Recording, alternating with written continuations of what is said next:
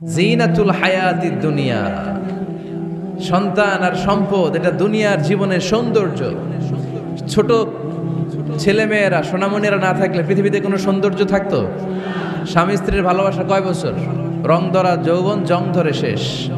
1-2 বছর পরে আর আগের ওই মাতলামিটা থাকে না, ওই ভালোবাসাটা থাকে না। এরপরে ভালোবাসাটা হয় ছেলে মেয়েদের কারণে, ঠিক কিনা? ঘরে গেলে আব্বু আব্বু ডাকে, আম্মা আম্মু ডাকে, ছোটাছুটি করে, দৌড়াদৌড়ি করে, কান্নাকাটি করে, রাগ করে বসে থাকে, রাগ ভাঙাতে হয়, এটাই মজা, ঠিক কিনা? এজন্য আল্লাহ বলেছেন জিনাতুল হায়াতিদ দুনিয়া। ছেলে মেয়েরা, সন্তান সন্ততি হচ্ছে দুনিয়ার জীবনের সম্পদ, দুনিয়ার জীবনের সৌন্দর্য। এক আয়াতে বললেন জিনা, আবার আরেক আয়াতে বললেন ফিতনা। ইন্নামা আমওয়ালুকুম ওয়া আওলাদুকুম ফিতনা। তোমাদের সম্পদ, তোমাদের ছেলে মেয়েগুলো যেমনি সৌন্দর্য, আবার অন দ্য আদার হ্যান্ড তারা তোমাদের জন্য ফিতনা। কারণ এই সন্তানের মুখে খাবার তুলে দেওয়ার জন্য অনেক বাবা হারাম পন্থায় উপার্জন করে, এরকম আছে না নাই? তাহলে ওই সন্তান শুধু জিনা না, ওই সন্তান ফিতনা। এই সন্তানের কারণে বাবা দুনিয়ায় ফিতনায় পড়ে গিয়েছে, ফিতনায় জড়িয়েছে। আবার আরেক আয়াতে আল্লাহ বললেন আদুওয়া। কখনো কখনো সন্তান সন্ততি এগুলো হয়ে যায় শত্রু, বাবা মায়ের জন্য শত্রু। অনেক বাবা আছে ছেলের জন্য জাহান্নামে যাবে, আছে না নাই? অনেক ছেলে আছে বাবার জন্য জাহান্নামে যাবে। কিয়ামতের দিন বাবা ছেলেরে পরিচয় দিবে না, ছেলে বাবারে পরিচয় দিবে না, একে অপরের শত্রু হয়ে যাবে, ঠিক কিনা? কারণ দিনটা বড্ড ভয়ঙ্কর, কেউ কাউরে চিনবে না। সেদিন হবে 50,000 বছরের সমান একটা দিন। সবার মুখে একটাই চিৎকার, ইয়া নাফসি ইয়া নাফসি।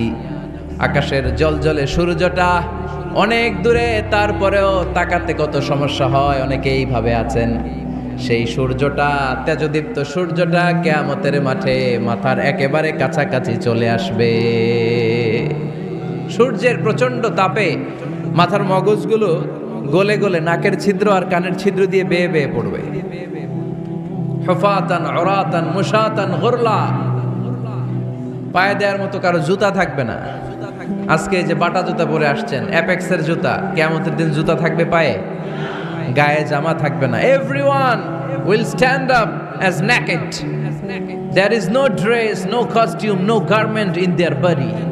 দেহে কোনো পোশাক নাই, পেটে খাবার নাই, পায়ে জুতা নাই। সূর্যটা মাথার কাছে, তৃষ্ণায় জিহ্বাটা বের হয়ে নাভি পর্যন্ত ঝুলতে থাকবে। সবাই বলবে আল্লাহ আমারে বাঁচাও, আমারে বাঁচাও। ওই দিন বাবা ছেলেরে চিনবে না, ছেলে বাবারে চিনবে না। অনেক বাবা ছেলের কারণে জাহান্নামী হবে, অনেক ছেলে বাবার কারণে জাহান্নামী হবে। তাহলে তখন বাবা ছেলের শত্রু হয়ে যাবে, ঠিক কিনা? তাহলে কোরআন সাধারণত বলল কিছু কিছু জিনিসের প্রতি মানুষের আকাঙ্ক্ষা জনমভর। এর মধ্যে অন্যতম হলো সন্তান সন্ততি। এই সন্তান কখনো হয়ে যায় জিনা মানে সৌন্দর্য, আবার এই সন্তান কখনো হয়ে যায় ফিতনা মানে পরীক্ষা, আবার এই সন্তান কখনো হয়ে যায় আদুয়া মানে শত্রু, ঠিক কিনা? আমাদের সন্তানরা যেন আমাদের জন্য পরীক্ষাও না হয়, শত্রুও না হয়। আমাদের সন্তান যেন আমাদের চক্ষু শীতলের কারণ হয়, ঠিক কিনা? এজন্য আল্লাহ মুমিনদেরকে শিখিয়ে দিয়েছে, দোয়া করো, আল্লাহর কাছে চাও যে আল্লাহ আমাকে এমন সন্তান দেন, আমাকে এমন স্ত্রী দেন যাদের দিকে তাকালে আমার চোখ জুড়িয়ে যাবে। আল্লাহ বললেন তোমরা আমার কাছে চাও আর পড়ো, রব্বানা হাব লানা মিন আজওয়াজিনা ওয়া যুররিয়াতিনা কুররাতা আ'য়ুন ওয়াজআলনা লিল মুত্তাকিনা ইমামা। ও আমাদের রব, আমাদের কেমন স্ত্রী দান করেন, এমন সন্তান দান করেন যে স্ত্রীদের দিকে তাকালে, যেই সন্তানের দিকে তাকালে আমাদের হৃদয়টারে জুড়িয়ে দিবে কে? এরকম স্ত্রী, এরকম সন্তান আমরা চাই কি চাই না? ঘরে ঢুকার পরে স্ত্রীর দিকে তাকালে কলিজা ঠান্ডা হয়ে যায়, সন্তানের দিকে তাকালে হৃদয়টা জুড়িয়ে যায়। এরকম সন্তান আমরা চাই না? কথা বলতে হবে, চাই কি চাই না?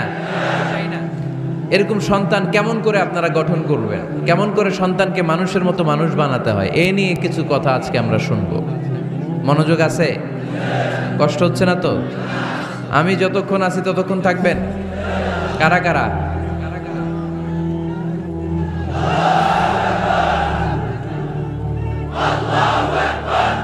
মাশাআল্লাহ, মাশাআল্লাহ। তাহলে থাকেন আমার সাথে, বসেন, কথা বলি কিছু। আসলে এগুলো খুব জরুরি ওয়াজ। কি করে ফ্যামিলি ঠিক করবেন, কি করে দাম্পত্য জীবনটাকে সুখময় করবেন, কি করে সমাজটাকে ভারসাম্যপূর্ণ করবেন, কি করে ছেলে মেয়েদেরকে মানুষের মতো মানুষ করবেন, এগুলো জানার দরকার আছে না নাই? এর কারণ আমি প্রায়ই বলি, খেয়াল করে শুনেন, খুব জরুরি কথা, এদিক সেদিক তাকানো যাবে না, সময় কম। আমার দিকে তাকান, আমার দিকে তাকান। এই পৃথিবীতে গরুর পেট থেকে যেটা বেরোয় ওটা গরু হয়ে যায়, ছাগলের পেট থেকে বেরোলেই ছাগল হয়ে যায়, মুরগির পেট থেকে বেরোলেই মুরগি হয়ে যায়, কিন্তু মানুষের পেট থেকে বেরোলেই ওটা মানুষ হয়ে যায় না, ওটার মানুষ করতে হয়, মানুষ বানাতে হয়, ঠিক কিনা? খালি চোখে আপনি যা দেখেন সব কিন্তু মানুষ না, এগুলো জনসংখ্যা। এগুলো কি? বাড়ছে জনসংখ্যা, কমছে মানুষ। এই জন্য আমরা আমাদের ছেলে মেয়েদেরকে মানুষের মতো মানুষ বানাতে চাই, ইনশাল্লাহ। পড়েন। এখন কিভাবে মানুষের মতো মানুষ বানাবো? অনেক মা বাবা ছেলে মেয়েদেরকে নিয়ে উদ্বিগ্ন, আমাদের কাছে আসে, হুজুর কি করব ছেলেটারে নিয়ে, কোন প্রতিষ্ঠানে দিব, কিভাবে মানুষ করব হুজুর একটু বলে দেন। এরকম উদ্বিগ্ন অভিভাবক আছে না নাই? সব বাবা মাই চায় ছেলে মেয়েদের উজ্জ্বল ভবিষ্যৎ। কোনো বাবা মা চায় তার ছেলেটা টেন্ডারবাজ হোক? উত্তর দেন। কোনো বাবা চায় তার ছেলেটা চাঁদাবাজ হোক, তার ছেলেটা ধর্ষক হোক, অ্যাসিড নিক্ষেপকারী হোক? না, চায় না। সব বাবা মাই চায় তাদের ছেলে মেয়ে মানুষের মতো মানুষ হোক। আজকের এই চমৎকার দুপুরে, চমৎকার অপরাহ্নে আমরা জানার চেষ্টা করব কেমন করে ছেলে মেয়েদেরকে মানুষের মতো মানুষ বানাবো। অনেকগুলো পয়েন্টস আপনাদের সাথে শেয়ার করব। বাবা মায়েরা, বাবারা এখানে আছেন, মায়েরা আছেন মহিলা প্যান্ডেলে, সবাই খেয়াল করে শুনেন কিভাবে ছেলে মেয়েদেরকে মানুষ করবেন। ভালো ছেলে মেয়ে পাওয়ার প্রথম পদ্ধতি হচ্ছে, বাবার দায়িত্ব হচ্ছে ছেলে মেয়েদের জন্য ভালো মায়ের ব্যবস্থা করবে। কিসের ব্যবস্থা? কারণ মা হচ্ছে production house, kind of factory. Factory যদি ভালো হয়, ওটা থেকে যে প্রোডাক্ট বেরোবে ওইটাও ভালো হবে, ঠিক কিনা? বাপ ভালো তার বেটা ভালো তাই, মা ভালো তার ঝি, গাই ভালো তার দুধ ভালো রে, দুধ ভালো তার ঘি, তাই না? বাবা ভালো তো ছেলে ভালো, মা ভালো তো মেয়ে ভালো, গাই ভালো তো দুধ ভালো, দুধ ভালো তো ঘি ভালো।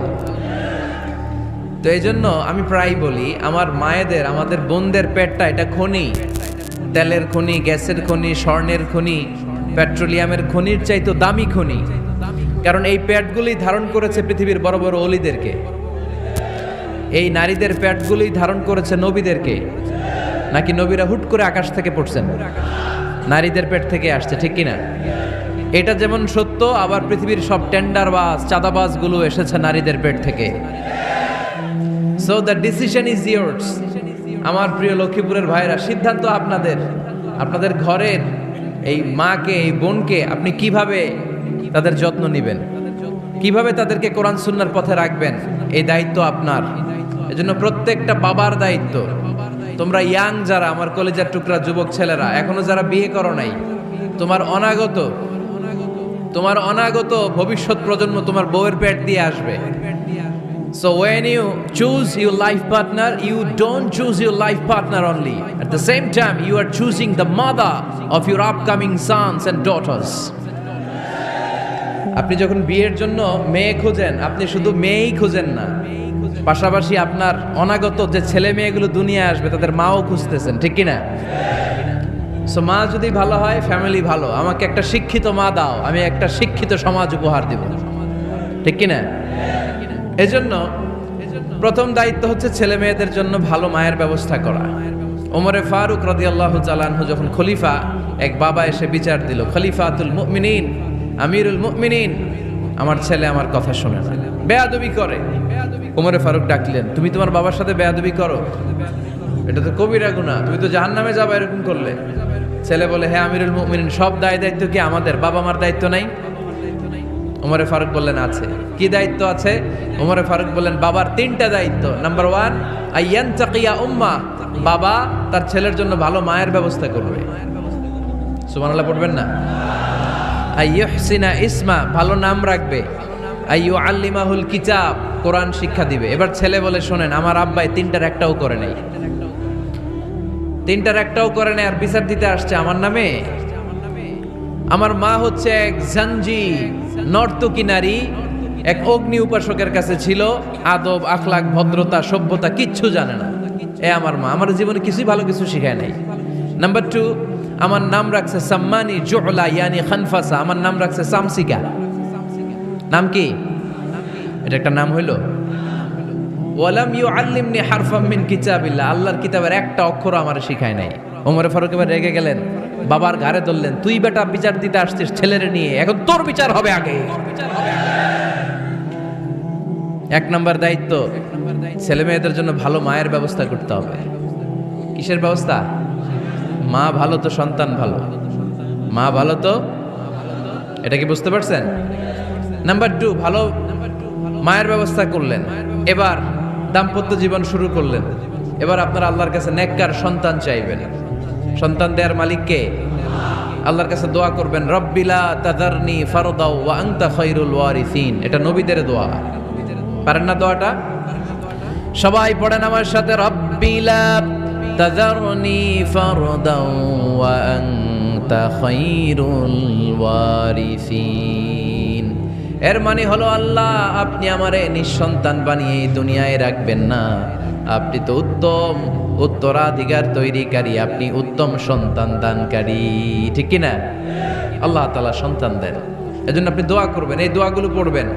রব্বি হাবলি মিনাস সালিহিন, আমার সাথে সাথে আওয়াজ করে পড়েন, রব্বি হাবলি মিনাস সালিহিন। কেউ বাদ যাবেন না, আওয়াজ করে সবাই পড়ুন, রব্বি হাবলি মিনাস সালিহিন। এর অর্থ হচ্ছে, হে আল্লাহ আপনি আমাকে নেককার সন্তান দান করেন। আওয়াজ করে পড়েন আমিন।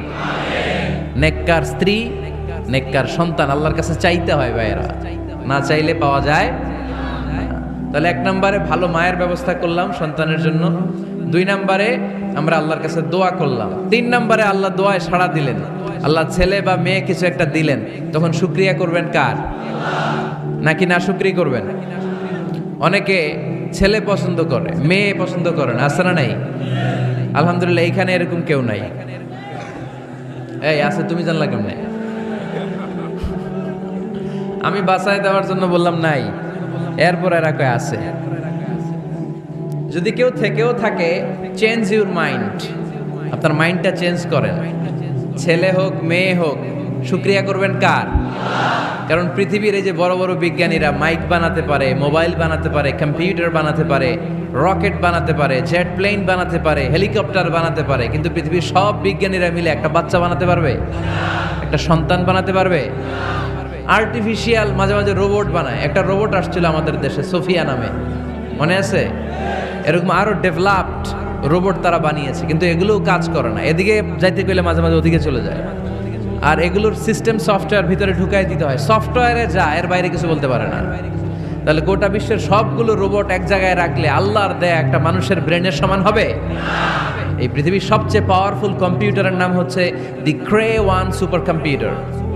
আমেরিকার মিলিটারি বেইজে বিভিন্ন ম্যাথমেটিক্যাল ইকুয়েশন ড্র করার জন্য এই কম্পিউটার তারা ইউজ করে। এরকম 10,000 সুপার কম্পিউটার মিলেও একটা হিউম্যান ব্রেইনের সমান হবে না। চিল্লায় পড়েন সুবহানাল্লাহ। তাহলে ছেলে হোক মেয়ে হোক, শুকরিয়া করব কার? অনেকে ছেলে হইলে মহা খুশি, পাড়ার সবাইরে মিষ্টি খাওয়ায়, মেয়ে হইলে খুশি হয় না, আছে না নাই? এরকম করবেন না, কারণ আপনার হাতেও নাই, আপনার বউয়ের হাতেও নাই। কার হাতে? তো যেটা আল্লাহর হাতে, এটা নিয়ে আপনারা তো টেনশন কেন? আল্লাহর হাতে ছেড়ে দেন না। আবার অনেকে টানা ছেলে হইতেছে 1 2 3 4, খালি দোয়া করে আল্লাহ একটা মেয়ে দাও, মেয়ে দাও। 5ম হইছে আবার ছেলে আছে। আবার অনেকের টানা মেয়ে হইতেছে 5টা মেয়ে, খালি দোয়া করে আল্লাহ একটা ছেলে দাও। 6ঠবারও হইছে মেয়ে। এটা আমার হাতেও নাই, আপনার হাতেও নাই, ডাক্তারের হাতেও নাই। কার হাতে? যারটা যার হাতে, হের হাতে ছেড়ে দেন। পারবেন নাকি না শুকরি করবেন? আল্লাহ বলে, খবরদার, দুনিয়ার সবাই অনেক কিছু বানাতে পারে, অনেক কিছু তৈরি করতে পারে, কিন্তু একটা সন্তান দিতে পারে না। তুমি 6টা ছেলে পাওয়ার কারণে না শুকরি করো, মেয়ের জন্য আমার বিরুদ্ধে কথা বলো। এমন অনেক দম্পতি আছে 20 বছর কেঁদে কেঁদে জীবনটারে শেষ করে দিল। আমি এমন পরীক্ষায় ফেলেছি, একটা সন্তানও তাদের দেই নাই। আল্লাহ অনেকের কিছু দেন নাই। ছেলে দেয় কে? সবাই বলতে হবে, ছেলে দেয় কে? মেয়ে দেয় কে? ছেলে মেয়ে দুইটাই দেয় কে? আবার কাউরে ছেলেও দেন না, মেয়েও দেন না। তিনি কে?